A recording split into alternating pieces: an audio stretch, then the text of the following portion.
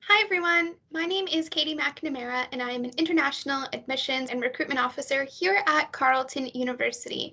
And today I'm going to be telling you a little bit about the admissions requirements for students who are applying to us from Turkish High School. So let's go ahead and get started. Firstly, I would like to point you towards this very handy tool which we have on our website. So you can see the web page to visit right here on your screen, which is where you'll find something very similar to this screenshot, which is also on the slide here.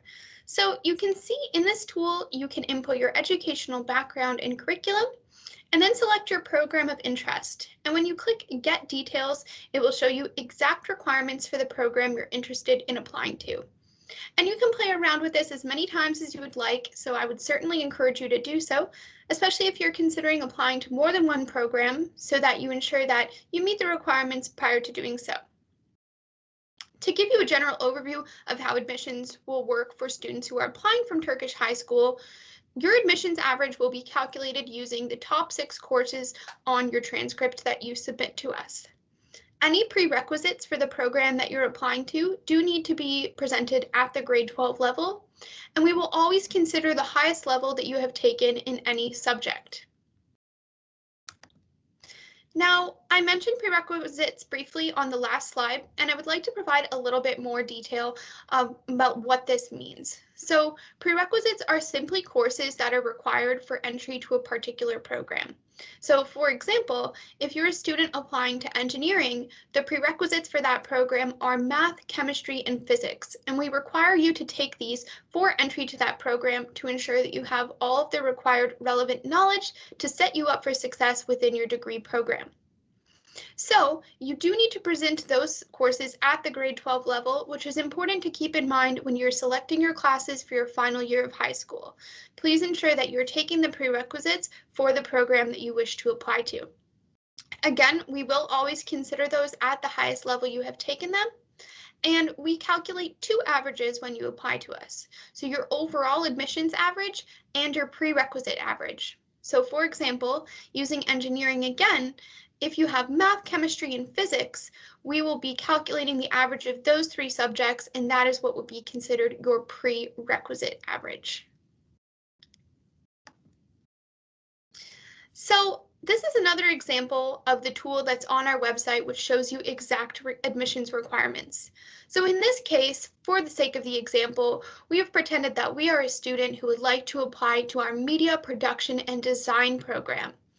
So once we've clicked through the tool and inputted our information, we can see that the required prerequisites which have showed up are English and math. So these are the courses that we would need to take in order to apply to that program. And this is also the courses that would make up your prerequisite average. So we would look at the grades you submitted to us for English and math, calculate the average, and that would be taken into consideration alongside your overall average. So now I'd like to give you a brief overview of the admissions process. Carleton conducts our admissions on a rolling basis, which means that we consider applications as we receive them and issue decisions as we receive applications. So, if you apply early, it may be possible to receive a conditional offer based on your mid-year results. So, once you submit your online application, you will upload your high school transcript with all of your grades that you have up until that date. If you receive a conditional offer from us, you can maintain that offer by providing your final grades. In addition to providing your transcript, the other document that you'll need to submit to us is an English language test score. I'll be speaking about that more in depth on the next slide, but do keep in mind that it is sometimes possible to waive this requirement if you've been studying in a fully English curriculum for at least the last 3 years. If you're wondering whether we might be able to waive this requirement for you, you can find more details on our website, and you can also email us at international@carleton.ca if you would like some more information and verification regarding your particular circumstances. So here's a little bit more detail about the English language requirement. On the left-hand side in this column here, you can see all of the English language tests that we accept. So you can choose to take any of these tests to fulfill this requirement. In the second column here, you see the required scores for direct entry to your program, meaning that you are not required to take any English language courses when you begin your degree program. You will simply begin by taking all courses which are related to your degree program. So for example, if we are a student who has taken the IELTS and we score a minimum of 6.5 overall with no less than 6 in any band, then we can be admitted directly to our degree program as long as we meet all of the other requirements. In the next column here, you see another way to be admitted. So this is a second possible option.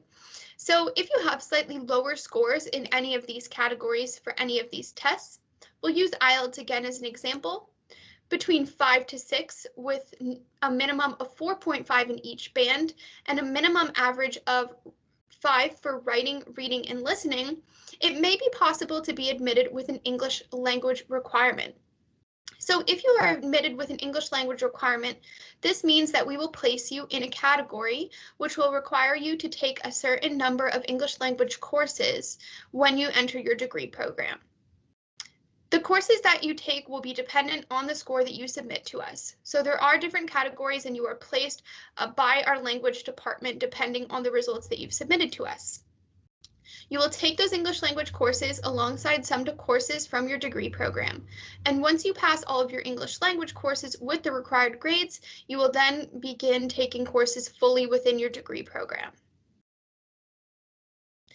It's important to note that being admitted with an English language requirement is possible for most programs. However, there are some programs such as journalism, which you do need to have the minimum required scores from this column here. So for example, if we were taking the IELTS again, you would need to have a minimum of 6.5 with a minimum of 6 in each band for admission to certain programs, such as journalism.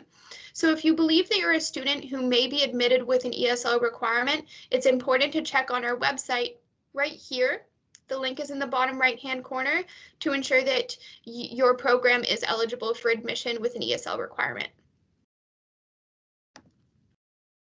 On this page, you can find some information about our scholarships, and our scholarships are automatic. So this means you do not need to submit a separate application to us.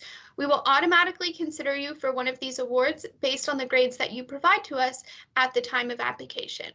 You can see it's a tiered system, so the higher the grades, the larger the scholarship you will be awarded, and that starts with an 80% average. These scholarships are renewable, which means that as long as you maintain your grades, you will be able to receive the scholarship deducted from your tuition each year. So for example, if you receive a $16,000 scholarship, you will receive $4,000 a year for each year of your four-year degree. Now I'd like to give you a little bit more information on how to find further resources and how to stay in touch with us. So in the middle here should be your first stop, which is our international homepage. On our international homepage, you will find a page called Meet the International Team. And if you click on that, you will find a link where you can book one-on-one appointments with us. So if you are a Turkish high school student, I would invite you to book an appointment with myself. Again, my name is Katie, as I'm the recruiter who typically travels to Turkey, and I'd be very happy to speak with you about any questions that you might have. On the international homepage, you can also find a live chat. So that occurs every day from Monday to Friday between 9 a.m. to 4 p.m.